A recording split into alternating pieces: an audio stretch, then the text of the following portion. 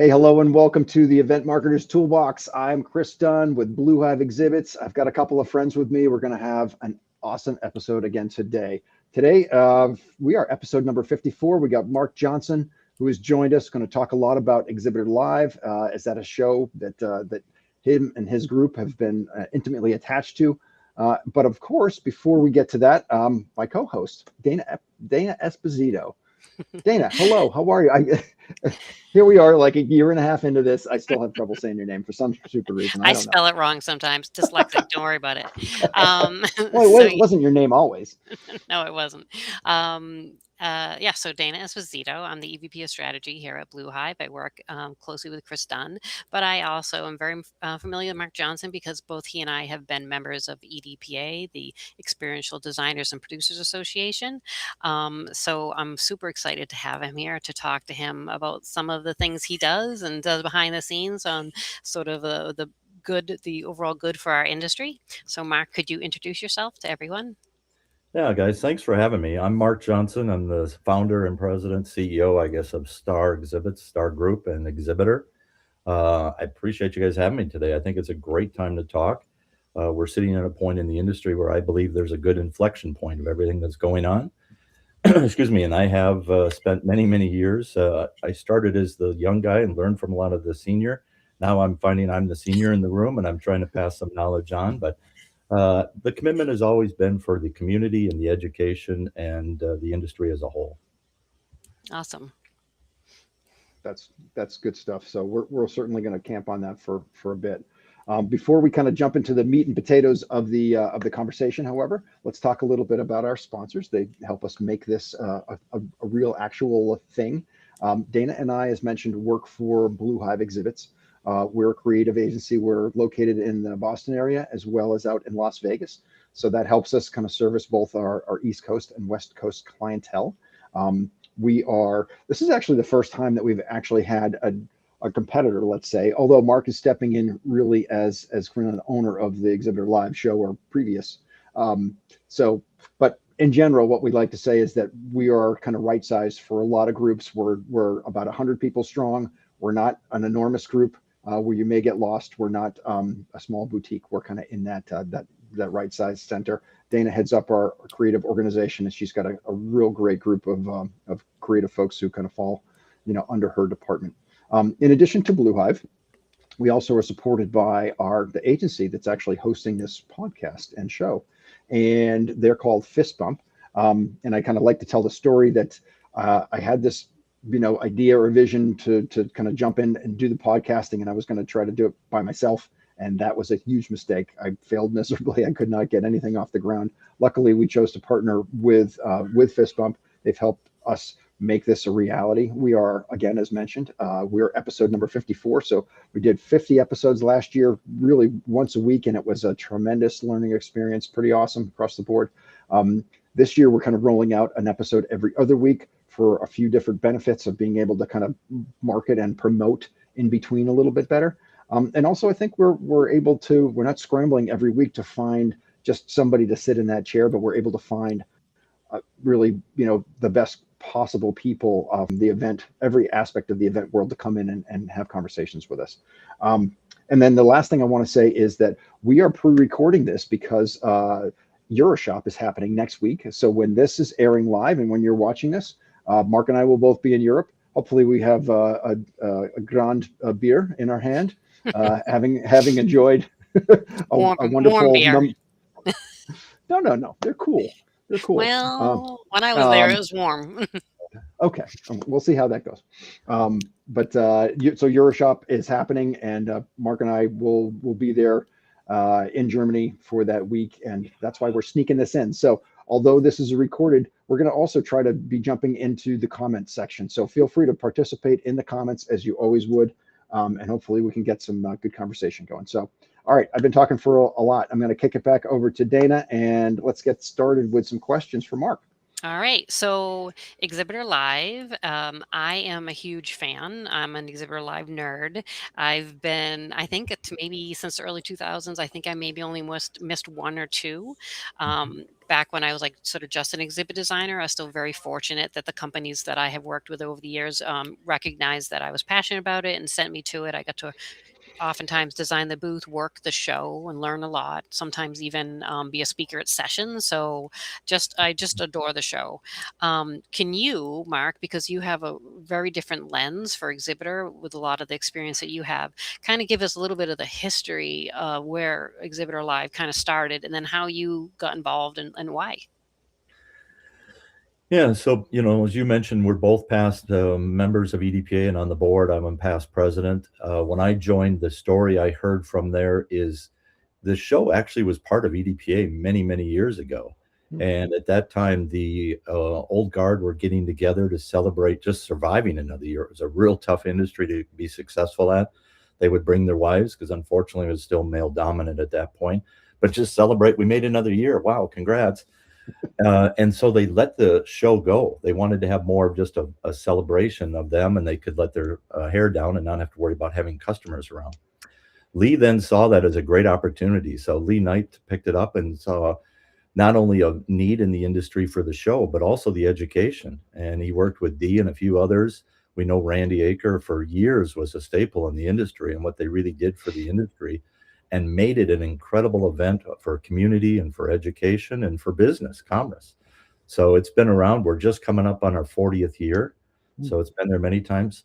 I mean, it's thousands and thousands of event marketers that we've educated through the program, or they've educated through the program. So it's been around a long time, and I was too a part of it. Every chance I could get, I would go to the show. Same thing, Dana, I've got the same record, probably one or two events I missed. And to be honest, some of the times have been this time where you've got Euroshop and it's just so close to it. It made it a little bit difficult to go from one side of the globe to the other. But no, it's been a great show, and we're very proud of what's accomplished. Yeah. And You know, and I agree. I just want to hang on one second, Chris. I want Yeah. to Mark's point. Just I don't want.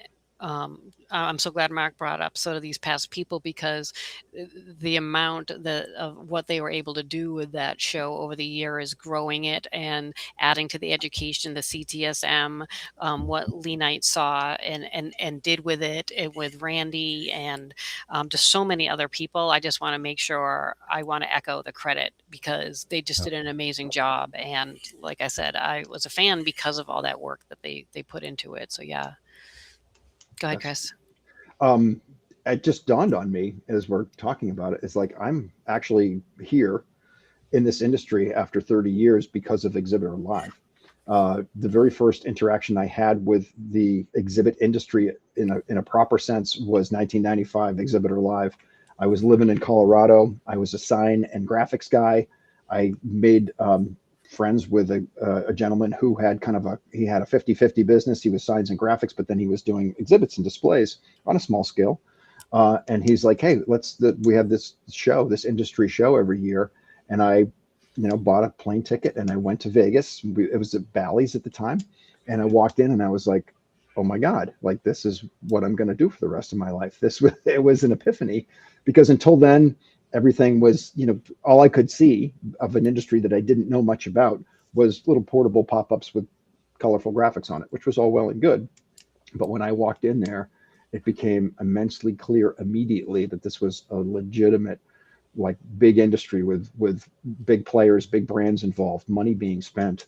And it was 100% a game changer for me. And then moved back to New England, stayed in the industry, and damn, here we are, 31 years later, and I can honestly, I can draw almost a direct line to that show. So you never know how many people it impacts over the course of the lifetime of that show. It's pretty amazing. All the data we've gotten over the years shows that those who come in and get addicted to it, it's just adrenaline. It's so much creative. There's so many solutions we provide. It's just a powerful industry. Very few leave it. There's some that is just not the right mix for them, and they run away pretty quick. But those are it. each year. Yeah. Love it, and it continues to grow. Yeah. And Yeah. it's become the central hub for people in our industry to become, educated, especially with the CTSM program. If you are on the trade show and event manager side, it's a place where you can go and see trends and go to sessions and become certified. And it's no joke of a program. I mean, when people work on that, it takes them years to accomplish it because it's so thorough.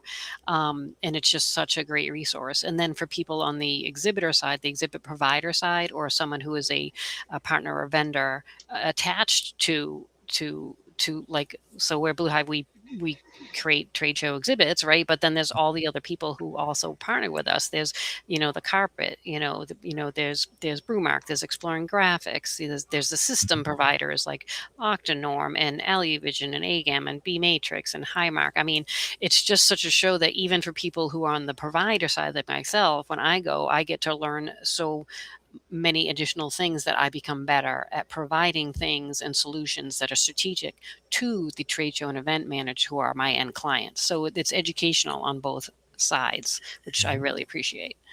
It's our opportunity to put ourselves in our clients' shoes, right? We could go out and do a lot of shows, horizontal shows, or we're actually doing a booth at ISC West because we've got like 15 different clients there. We're like, this might be interesting to go out and do that. But when we get to put our eat our own dog food, as it were, and go out there, create a booth for ourselves, experience all of the stuff that our clients are experiencing, everything from the shipping and the drayage, and like, holy shit, why is this so freaking expensive? We're the ones building it, and it's still expensive, right? There's an investment that goes into that, and we work the booth for the long days. And we understand the pain and the challenges that our clients go through. And I think that alone is an amazing experience for everybody on our team as well. Mm-hmm. And if I can add just a little interjection on that, one of the survey things we came back with is it's really good for our industry to do that. But the CTSMers going through the program, then they go up on the show floor. We're being tested as exhibitors. Are we following best practices and such? Right. And there's several who are missing the bar. And one, I really appreciate Blue Hive and your support of the show and that over the years. And you guys do a great job. You guys rate real high in performance for everybody. But it's kind of an opportunity that we eat our own dog food, as you said, but we also have to live the same thing we're asking our customers to do. Mm-hmm. Mm-hmm. From a design perspective, when I put that hat on, I also like that exhibitor is an opportunity for when people who are exhibit providers, we get to go and kind of put out there, like, to show our clients, hey, here's some other ideas. Like, here's a great way to do this. Like, show some creative bravery. Like, don't be afraid to stand out when you go to your own medical device show or pharmaceutical show. And of course, don't break the rules and all that type of thing. But just we can kind of put our money where our mouth is and say, here is a great way to communicate to your audience. Here's a great way to make sure they have an experience and that they've learned something. So I do appreciate, as years go by, people get a little more fearless with their exhibit design at Exhibitor. It's almost, like in my brain, I want it to be like a little baby version of Euroshop someday. We were talking about that earlier, but yeah. So Mark, let's talk a little bit back when you got more involved in ExhibitorLIVE from an ownership standpoint, and how that all happened. Like, how did that even come to be? Because I don't think you got out of bed one day and said, I think I'm going to own ExhibitorLIVE. Like, how did that happen? It's the decision was not based on financials, and it was really significant for the industry. But the real key was when I saw Randy stepping down. Worked with Randy Aker for years, and what he did for the industry was phenomenal. But he was just walking away for a lot of reasons, and the show was going to go away. Their last show was going to be in June, and the plan after that was to just shut it down. And we would have lost that as an industry. I truly believe from the beginning that it should be an association show. And so that's why I did reach out to like EDPA and a couple other the associations at the time. But I think it kind of surprised people, and it wasn't ready. And some of the associations don't have the resources to support it. But it was going to go away. And I just felt that was too much of a loss for our industry. And to be honest, there was something, I'm not 20 anymore. So I'm trying to figure out what is my legacy going on. And if I could do something of significance to help the industry, I wanted to do it. I wanted to take advantage of it. And I was really proud of the leadership team realizing that sometimes as leaderships, we have to step in and do things that's best for the industry and hopefully try to do something that's significant. And so we were proud with that. And we then worked through, started to negotiate with Lee and wanted to make sure that it would continue. And, we were lucky enough to get on the other side of that. And we've had it now for 4 years. And I hope we've done a good job of managing it and keeping it going forward until the next group. And we'll talk more about IAEE, but from the beginning, I was looking at other associations to find a home for it. Mm-hmm. And chatting with them for a little over a year now, and it's been really a good marriage. Yeah, I mean, it is no small task to take on a show like Exhibitor Live, especially with the education component, the Mm-hmm. level it had been brought to. Like, it is you don't just show up and say, yeah, we're going to take that over. That is enormous. So I'm very glad that you did sort of rescue it, right, and keep it up, because now then IAE was able to go ahead and purchase it, and it gets to live on. It very likely that if you hadn't done that, then it wouldn't be there. People would talk about restarting it or starting a new one, but we very well could still be 4 years in without have had it. And I think post COVID, although the world was a little weird and everything was trying to get back to what we consider normal, there's no guarantee that it would have come back, and all that momentum and everything, that foundation that people have built would have sort of just completely dissipated, and it would have been a huge loss. So I really appreciate that you took that on, because it's not a small thing. And I also, as a company owner who is an exhibit provider, I'm sure there are a lot of people who were weirded out by that, and wondered what it meant for them or for the industry. Because I've dealt with you, Mark, on so many educational things for the industry and like behind the scenes with things, like I know you well enough to know that I've seen you do things just for like the greater good. I've even seen you do actually very nice things for people, and try to hide that it wasn't you. Like you do not seek attention for the things that you do. You're very humble, which is so admirable. But I know that some people don't know you well enough to know that your intentions were pure. So I just wanted to take this opportunity to say that I know you well enough to know that that's what that was. And I really appreciate that. I'm sure the last 4 years, with everything going on, and plus there were changes with personnel, and there were changes, and then it's always in a new city. And then you have, the monkeys, all of us, the peanut gallery going, well, I don't know if I want it to move from Las Vegas all the time. I don't know if I like this city. You cannot please everyone, whether you have a large company, whether you are a parent of 6 kids, like whatever it is, you cannot please everyone. So that cannot have been fun to have to listen to all of that from all of us monkeys. So I appreciate that you dealt with that crap. Well, and we really did take a listening approach. So we didn't come in this with an idea that, hey, we were going to do things our way and we had great vision for it. We wanted it to continue. We did survey the audience right away and chatted with everybody as quick as possible. One of the things we wanted to do was to take a year off and get our feet underneath us and really make sure we had things put in place. And what we heard from the CTSM students and the suppliers was, no, we can't do it. We can't take a year off. We got to get going. And as you mentioned, we were just coming out of COVID, so there was a huge opportunity to move forward. Very proud of what the team did in months. I mean, just a few months to go into Louisville and be able to pull off that first show was really a good sign. And we also heard from the students that, again, I want to keep my education. I want to keep growing my career. And it was an opportunity to keep that moving with it. So the team did a great job with it. Yeah, we had some turnover and some personnel, and it's unfortunate. That wasn't our intention, but we wanted to make sure it continued and had the same path going forward with it. But I think we made some pretty good adjustments. The multiple cities you talked about, we did hear from, again, the audience that we go to Vegas, we go to Orlando, we go to Chicago. We know those. We'd like to get to know some of the second-tier cities, and that's why we've continued to target those multiple cities as we move forward. So the response that we keep getting has been really good on all fronts with it, and we're pleased to continue the path it's going. I would imagine that that those tier 2 cities really appreciate the ability to kind of compete for the business as well, right? It's like they're looking for ways to showcase what they can do. I've been to every show, I think, since then. And I was mentioning earlier in the green room before we started recording is that Louisville, like that was, I think it was partially the excitement of like we're all back, we're actually doing this, right? Like no more masks, and we can actually have these shows. So that was exciting. But then, to tour, we lost Mark for a second there. I'm sure he'll be back. It's happened the other day. Yeah. Yes. I can hear you. But there he is. He's moving over. Yeah. That happened the other day too. Okay.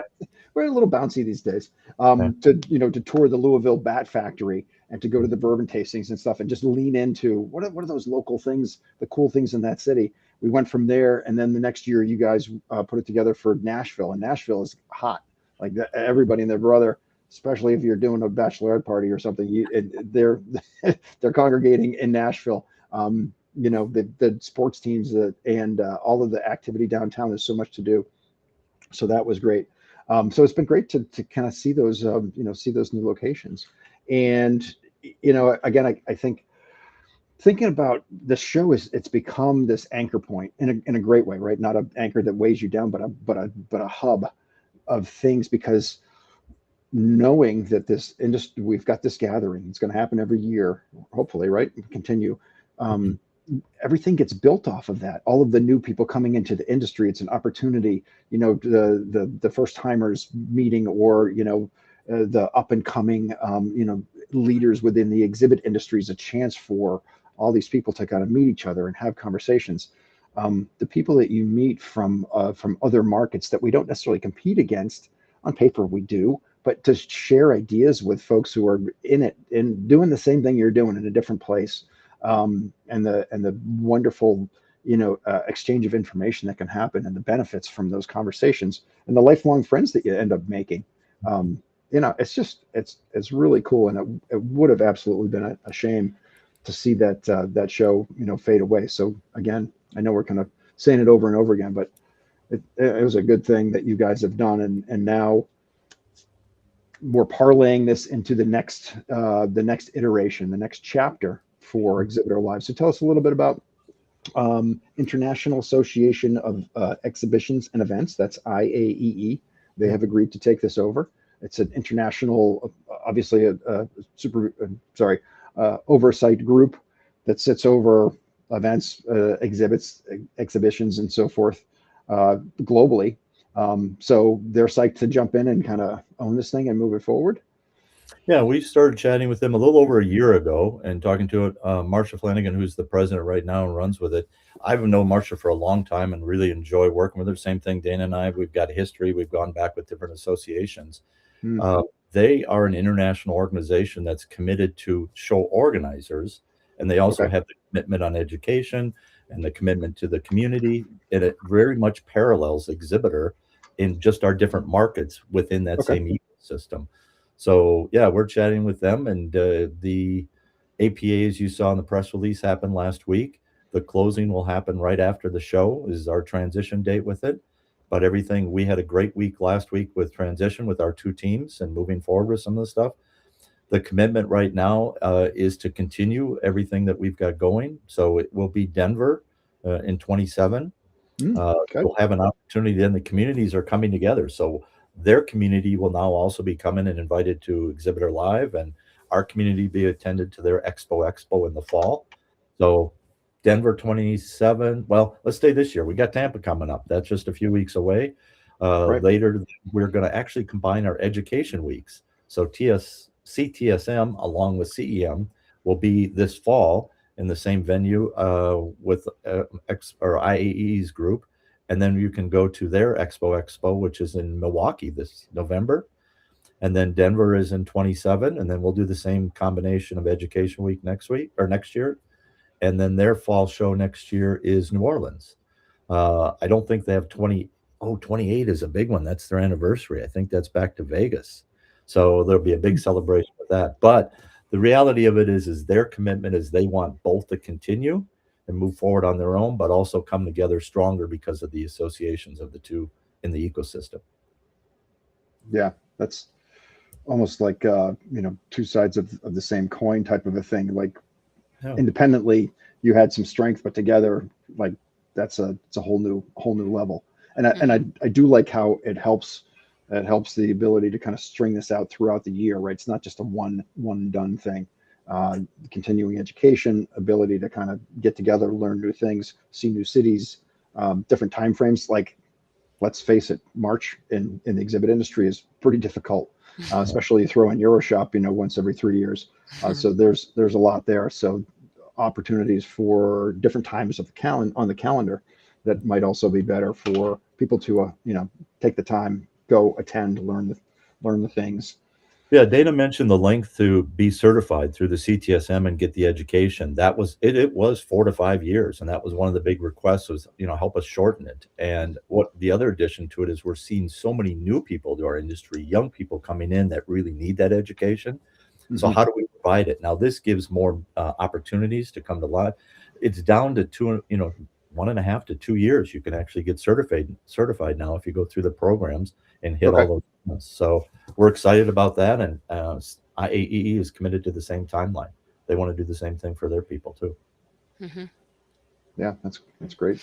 And I don't know a lot about IAEE, but you did mention, and for other people who might not also know a lot, I know a little, I don't know a lot. But yeah, they're an international group, but they do have a headquarters in the States in Dallas. So that's where that main team will be working out of. Yes. That's correct. Yeah, they'll be headquartered. Everybody's, I should say, most people are remote now, but their office is in Dallas, and they've got several of their staff there. Our team will still be pretty much in Minnesota. I don't think anybody will be actually moving, but it was also important for us to make sure the team was part of the deal. And Intact. they're excited about having the whole exhibitor team join them. Everybody's coming over with that, so that's going to be a great opportunity for our staff or their staff going forward. But they see a lot of synergies of helping each other with it. But it is international, as you mentioned. There's already a request and a plan that they're putting together for CTSM in Asia and in Europe. So I see this just a great opportunity for live and that education to expand. That's great. Is there anything, this will be your last official Exhibitor Live as owner. Is there anything interesting coming up this one that we should know about just for fun? Well, I mean, for the fun part, we've talked about it. Chris brought up some of these, you explore the cities. So there's a handful, 5, 6 avenues that we're putting together for different experiences within the Tampa world. So you can come for the education, you can see live, but there's also after hours and a couple of days after. We've got some other events that people can participate and get to know the Tampa area. The show is fabulous. I mean, we had a 70-some% sell at last year's show. We sold already from San Antonio for this year. So we're actually crossed over a little bit. So we're adding more expansion to it where we can. Nice. We see the show is going to be a phenomenal opportunity for everybody to come and see both sides of the coin, as Chris said, and the different ecosystems, get to know each other, expand your community, get your network going with that. There's some surprises. You've seen the theme, as you guys are part of the sponsors or long-term supporters of it. So you know what the theme's going to be there. We're excited about what that's going to bring to the community. I don't know if I'm allowed to tip my hat on that one yet, but keep that one up. If you signed up, you're seeing some of that stuff already. So hopefully you get a chance to do that. So. Yeah. We don't want you to get beat up on the playground, so you don't have to say too much. Right. Mark, what's 1 or 2 things that come to mind when you think about, like, you took over the show, you kind of saved it from going on the scrap heap. What are a couple things that maybe you didn't expect that you learned that were kind of eye-opening? I'm totally spraying this on you. Yeah, no, that's okay. I think some of the surprises I'm a very maybe too harsh on myself in reflection. What would I do different and all that? And so I've constantly looked at some of those things. Yeah. I really didn't realize or didn't expect some of the backlash from the industry. There were some people that just thought it was terrible, that we were going to take all the information and we were going to get all Blue Hive's leads and stuff like that. I'm proud of how the team operated. We didn't do any of that. The other thing that surprised me was some of the education insight that we really did start to get, and we're able to develop a little bit further on that. Like I said, last year was 46% of the attendees were brand new to the industry, less than 2 years. Wow. So seeing what's happening with that, and then being able to participate a little bit more with CISO and ESCA and IAEE on what the industry data was going on. This is a growing industry, and it continues to thrive. And the more we work together, and try not to be just our own sandbox, but how do we really support the ecosystem? It's brought more into it. I didn't know a lot about CISO or IAEE even really at that point. I knew some, as Dana mentioned, but to get to know them a little more detailed and what their purposes were and who their communities were, that's really been enjoyable. It's been a nice surprise. Mm-hmm. Yeah, that's really cool.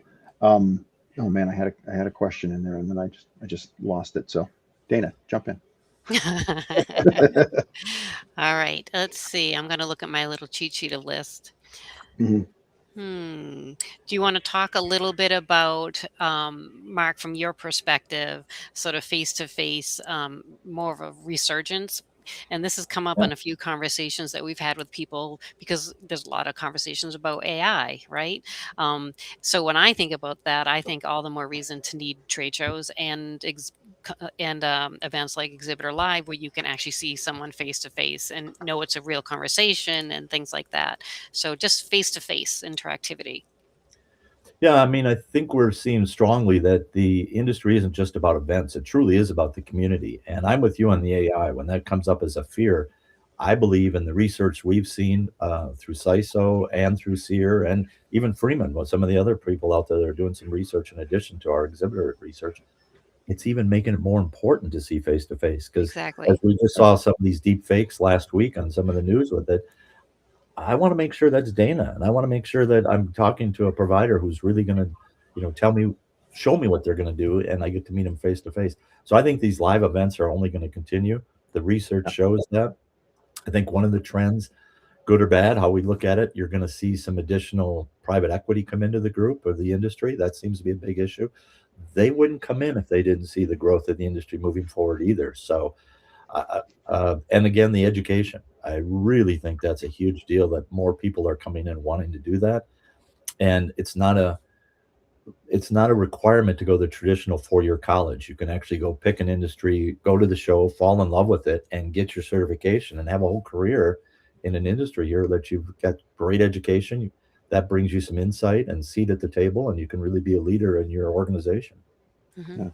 Well, You I know, believe in continuous education, even though I've been to college and everything. So going to these events, I even if I don't go to a session, just by being with the community of even competitors, I'm always learning so much, and it makes me a better employee. It makes me a better designer. Makes me better with corporate strategy. So being exposed to stuff, huge believer in that type of continuing education. Go ahead, Chris.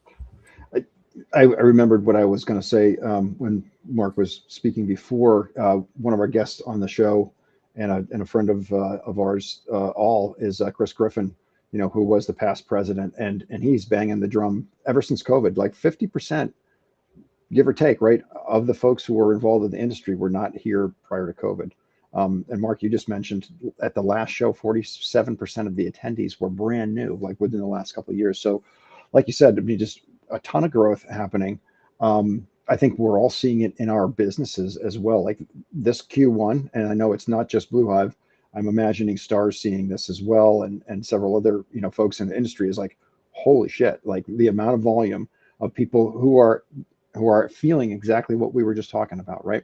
There's all this AI slop and everything that's going on in the world, and the need to connect and create community and do it in a face-to-face fashion is driving this resurgence of like, well, we got to get to shows, we got to get to got to do events, we got to do these things so we're out and amongst the people. So it is convergence of all these different things kind of coming together, almost like a bit of a perfect storm. I don't think it can last forever, but certainly it's been like drinking from a fire hose, coming out of 2025, which was not a bad year, but all of a sudden it's like, holy mackerel, people are really doubling down on this live events, which is really good to see from our standpoint. Yeah, you're seeing more of the younger population move into those decision-making seats in the organization. They need the continued education, but they're also very much keyed into genuine conversations, and that's the face-to-face, and they want to really make sure people are authentic, and you can ground it that way versus some of the other, again, AI can foster some of those things, but again, we're still humans. We're still pack animals. We want to meet as a community. We want to drive our education with like-minded people. like Dana, you said, even if you're not going to the classes, when you're on the floor and some of the conversations you have at these events really are enlightening. And I've found them over the years. I haven't gone through the CTSM. I wish I would have at some point. But when I'm on that show floor or at these industry events, you pick up stuff which you're like, wow, I never thought about that. And even though we are competitors, I think we work really well. This industry is good at putting down the sword, as you said earlier. And let's just work together. How do we make it better for our customers and the industry?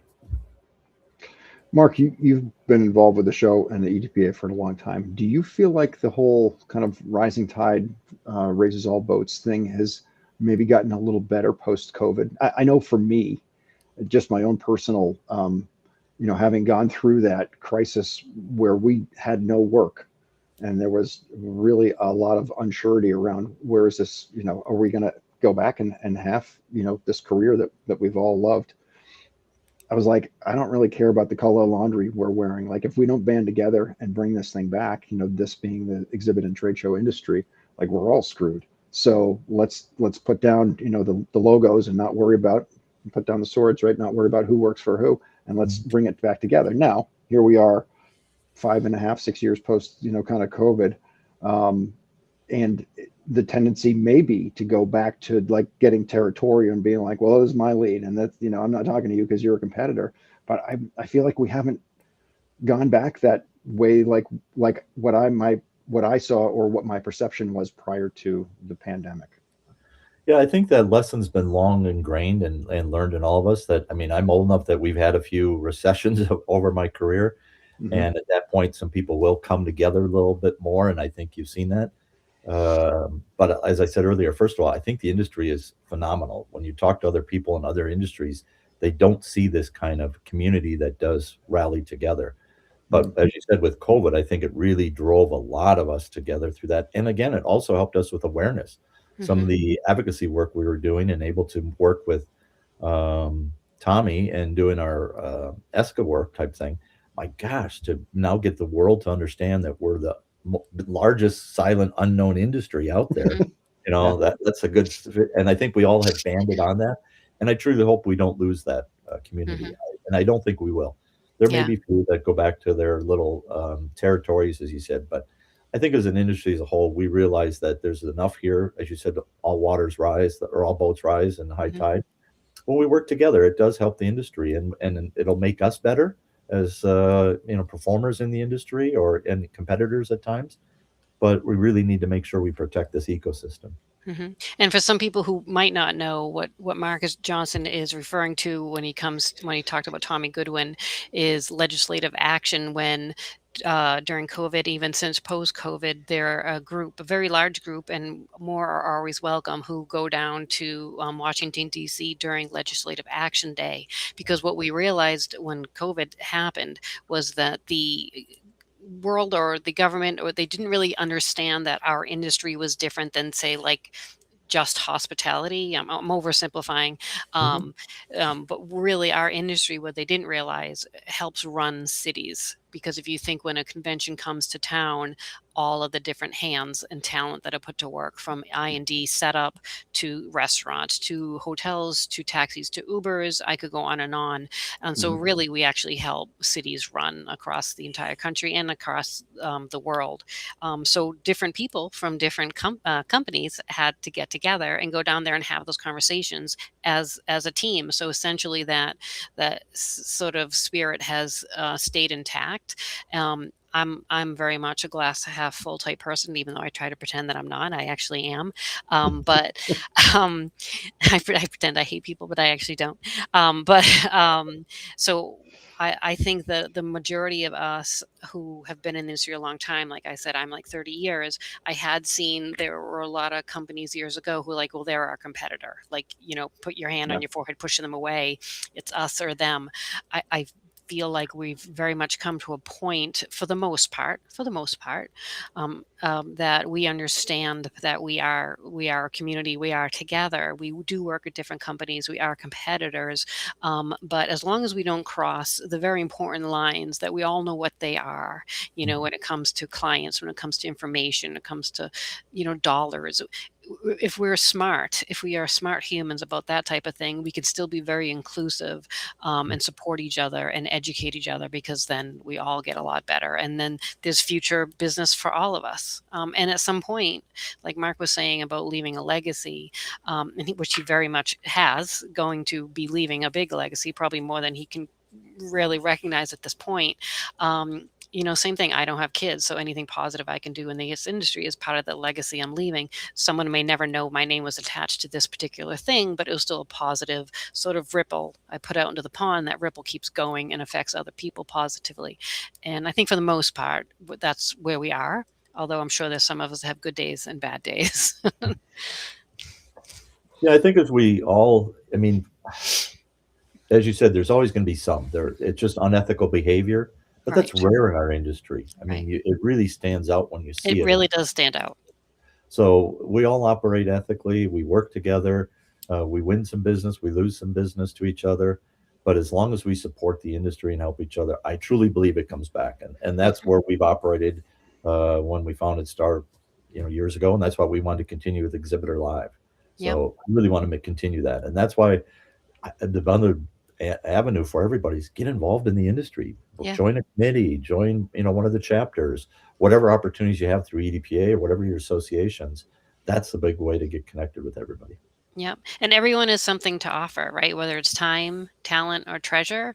Some people might not think they have a lot to offer, and they've already been in the industry 5 years. Well, then there are people who've only been in a year, so you already have 5 years worth of experience and stories of things that have happened that have been successful and things that haven't been successful. And the things that haven't been successful are the ones you need to kind of celebrate and share with others, because those are the things that make other people learn and remember. They'll remember that story and go, I'm not going to do that because I was told this one thing. And honestly, that's some of the stuff that has helped me the most, because I learn very much by doing and hearing stories, is when people tell me what failed, and they may feel bad about it, but I'm like, no, dude, celebrate that, because that you just saved me every ounce of pain you went through, and included dollars that went on. You just saved me from that. So I appreciate it. Yeah, we all learn more from our mistakes or failures than our successes. And while you're going through it, it's not that easy to accept or fun to accept. But when you look back at it, you're like, oh, I'm a better person because of what I've learned.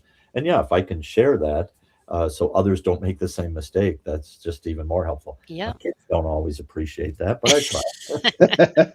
I don't care. I'll be your train wreck. I'll tell people all my bad things. Like, don't do this, and this is why. So yeah. And then there's the people who will always choose to say, you know what, I appreciate your advice, and I'm going to go learn it on my own. And that's fine. Maybe I'm just referring to my kids when we're like, you shouldn't do that, and then they go do it, and we're like, some people are only going to learn if they go through it, and that's okay too. Yeah, I grew up Lutheran, and the Lutheran way of saying no or kind of screw you is, that's a good idea. Now, why don't you go do that? Let me know how that goes for you. You have to put a positive spin on that. Little sarcasm attached to it. I have a question. So speaking of things that have kind of worked and things that have failed and so forth, there used to be another show. I remember when I first got involved with the industry, TS2, right? Trade Show 2 or something. And I know, I didn't know a whole lot about the show, but I know that it was at an alternative time, right? So if Exhibitor Live was always kind of in the fall, then TS2 would be in the summertime. I don't know if you guys have much insight into that, but there was a show that was similar, but it ultimately kind of failed. And I'm wondering if there's some learnings that Exhibitor Live was able to pull from that particular event and say, okay, so they approached it a little differently, maybe some things that we don't, follow them on. Yeah, from my experience in watching, we did go to TS2 at times also, and you said it was calendar to the year. And I think that's one opportunity that we can learn from that for our industry today. I think there's still an opportunity for us to come together in some of the associations and work closer together. In that case, it was much more competitive, and the education wasn't connected at all. It was competing in some of those natures, and it became the VHS beta kind of war, and Exhibitor won out in some of those ways. But the learning from there is, it's back to the, high tide rises all boats. So how do we work together with that and make sure it was successful? Because I think there was a need to do a secondary show years ago. It had good attendance at times, so it would have helped our industry more with it. But today, hopefully, we've solved that with the IAEE, connection, and hopefully that manages and moves forward with it. Yeah, absolutely. There's also another group or organization called IFAS, which is somewhat similar to EDPA, correct? It's been described to me, and I don't know this to be 100% true, as kind of the international version of that. One of our friends from Germany, Stephen Benedetti, has told me a little bit about it. He's an American, lives and works in Germany. And when he was over for Exhibitor Live, and actually I think when he was on the podcast, we talked, a little bit about it. So I'm assuming that there'll be an opportunity to learn a little bit more and meet some of those folks when we head over for Euroshop. I would imagine that they've got kind of a presence at that particular event as well. Yeah, they host a big venue there. So I'm a past president of EDPA. I'm actually past board member of IFAS. So IFAS was set up as the International Federation. And in the beginning, it had to be just other associations. And that's where they wanted to start. They were trying to become an UFI or even an IAEE in some cases. And as they've evolved, they're now into the point that any company can join IFAS as they move forward with it. So it works a little bit there. But they do host I can't remember what they call it, but basically a big community or pavilion at Euroshop. And we exhibited there 3 years ago with them on that. We'll be there. We're also working with Euroshop. ExhibitorLIVE is doing the awards again this year. So we'll be in that aspect with it. But yeah, you'll get to see a lot of the IFAS members. A lot of the same people at Exhibitor, our suppliers, are members of IFAS. So it's a similar community. They're trying to bring education from an international perspective, and it helps bring the community together. So, yeah, to your point, right? It's like the more that these organizations and associations are able to work together, the stronger they're all going to get, because we're all learning from each other. We're gaining energy and momentum. Whereas in the past, if those things were fractured, then we missed out on that opportunity. Yeah, I really hope the industry continues to move in that togetherness perspective. Let's be less competitive, even as associations. Let's really drive what's best for all of us. And in some cases, and I've talked to many of the executive directors in these associations, they're okay if they lose a job. How do we get better for the industry? What really makes the most sense for us as an ecosystem? Because a lot of it, you're going to the same group over and over for dollars and sponsorships, but also just manpower to help with some of these initiatives. And how do we really help our end customers? How do we really work through that? So, and I'm glad you kind of tied that to the customer, because when you were talking about, sometimes you do something that's not necessarily what seems like it's in best interest for your own private organization, but it's better for the industry or for the customer. And I find so I head up sales here, and a lot of the vetting comes through Dana and myself. And there's an awful lot of exhibiting companies out there who are looking for things that aren't necessarily in our wheelhouse. And it's, I think it's the attitude that's kind of trickled down maybe from being involved with the likes of the EDPA and other folks in the industry, and understand that it's okay to say, you know what, I want to help you out. We're not a good fit, but you know what? I know somebody who is, and I only know them, or I've met them because we are part of this organization, and I know them to be trustworthy because I've experienced, I've had a drink with them. I was on the show floor with them. We talked. I saw what they did, and the ability to kind of hand that potential client off to someone else who's a better fit. Like, talk about karma. Like, I'm a big believer that those types of things, although they might seem counterintuitive on the front end, will come back, because that same person might recommend or refer a bigger client that maybe they can't handle back to us in the future. So I think it's a top-down mentality, right? You start at the top with the organizations. We're all friendly. We're all, kind of in it and trying to help our clients do the best they can, and, acknowledge that we're not going to win every job, but we maybe don't need to or want to, right? So let's find what we're good at and then farm out the rest. Yeah, Chris, I think that's the integrity. You're taking on a high-level approach that's better serving long-term relationship or solution provider. You've got a long view of it versus just a transaction. And the more we all do that, I think the better for our industry. You're really serving it. And you're right. I have the same belief. You know, if you give out positive, it comes back positive. If you carry a hammer all day, everything starts to look like a nail. So you want to make sure you're looking at the positive side of life and what can you do to help everybody. Yeah. Awesome. Well, Mark, this has been a fantastic conversation. We usually try to start wrapping up at about the 50-minute mark. So this seems like a fantastic spot to do that. One thing that we like to do here in the Toolbox is help everybody who's listening and watching kind of sharpen their tools or add a new tool to it. So, Mark, if you could leave our listeners with one or two gold nuggets, maybe something we've already talked about, come back and put a pin in it, or maybe something that we didn't get to that you might have wanted to kind of touch on, recommendation for how to, do better, move forward, and so forth. Yeah, I mean, as we talked about it, I think, again, face-to-face events are not just returning, they're actually evolving. And it's the organizations that will invest in the education, the community, and the collaboration that will really lead the future. So to me, that's where we're focusing on it at Exhibitor as we make the transition with IAEE. That's where our organizations and our teams, and that's why we like working with guys and organizations like you. You guys have that same vision long term. So appreciate your support and again over the years, and thank you for having me on today.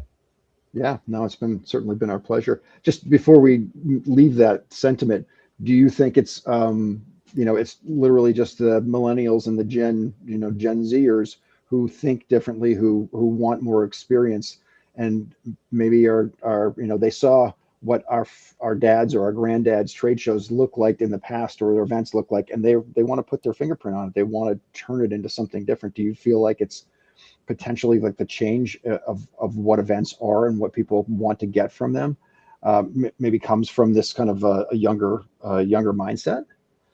I think that always spurs change and innovation as the younger generations come in and do that. But I'm seeing it in our older folks in the organizations and in the industry too. We're all evolving. Those who really enjoy this are evolving in how we show up.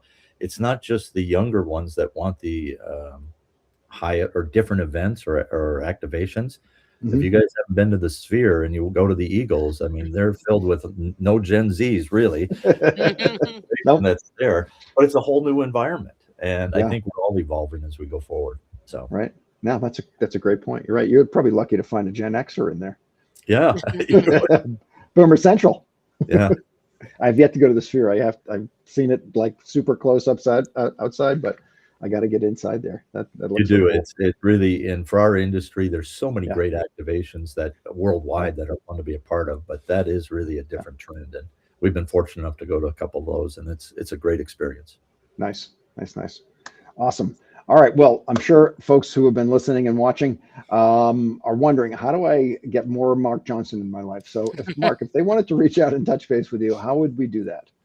Yeah, the best way to get a hold of me is my email and phone number haven't changed in the 50 years in the industry. So, but my M Johnson and Engaged Star is the best way to connect through me on the email. And come to live. I'll be there the whole week, and I'll be glad to talk to anybody, answer any questions, and help everybody with their career move forward. Yeah. So I just want to say thank you, Mark, for being our guest today and being so transparent, answering all of our strange questions. And also thank you for some of the things that you've done in the industry, particularly being a caretaker of Exhibitor Live for the last 4 years to make sure that it's around for a long time. I always love that old proverb that says a society grows when an old man plants a seed for a tree that he will never sit in the shade of beneath. So I feel like you've done a lot of things like that in the industry. There's many things people will never even know about. So thank you for being you. I appreciate all the effort. And for everyone else who's on this call, go to Exhibitor Live if you haven't been yet. It's going to be a show that you will remember, and we'll be there as well. And stop by our exhibit. We're hoping, or I should say, I'm selfishly hoping to surprise people with our exhibit. I'm literally hoping people will start to walk by and go, "What is that?" That's what I'm hoping.